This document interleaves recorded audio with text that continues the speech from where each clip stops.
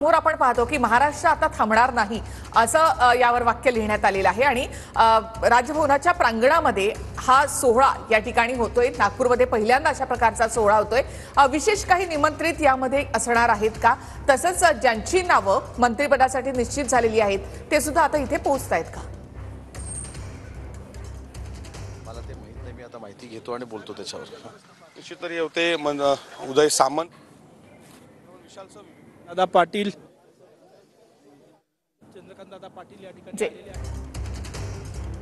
आमदार मंत्रिपदाची शपथ घेणार आहे, त्यांच्या परिवारातील सदस्य सुद्धा या ठिकाणी यायला सुरुवात झालेली आहे। आपण हे दृश्य परत एकदा दाखवतो। हे सगळे या ठिकाणी कार्यकर्ते आहेत, स्वकीय आहेत, काही आमदार सुद्धा या ठिकाणी यायला सुरुवात झालेली आहे। हे दृश्य आपण परत एकदा दाखवतोय बघा।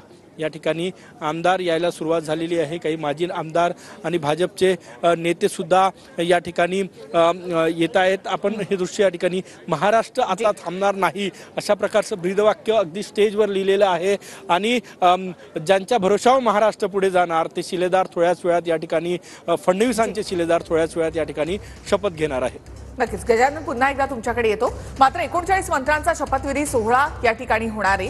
मंत्रिमंडळाचा नागपूरमध्ये हा विस्तार होतोय। विजय कधीही डोक्यात जाणार नाही असं देवेंद्र फडणवीसांनी म्हटलंय। मुख्यमंत्री देवेंद्र फडणवीसांनी ही सत्ता आम्हाला जमिनीवर ठेवेल असं म्हटलंय। तर आमचे पाय देखील जमिनीवरच राहतील असं फडणवीसांनी म्हटलंय। हा विजय कधीही आमच्या डोक्यात जाणार नाही, ही सत्ता आम्हाला जमिनीवर ठेवेल। आमचे पाय हे जमिनीवर कधीही वर जाणार नाही।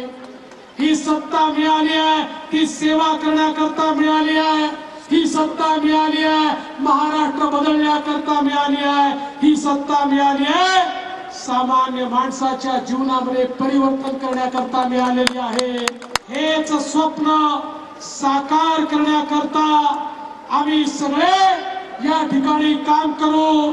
आमचे सहकारी माननीय एकनाथराव शिंदेजी, माननीय अजितदादा पवारजी आणि आमची सगळी टीम अहोरात्र काम करेल आणि महाराष्ट्राची स्वप्न आम्ही पूर्ण केल्याशिवाय राहणार नाही।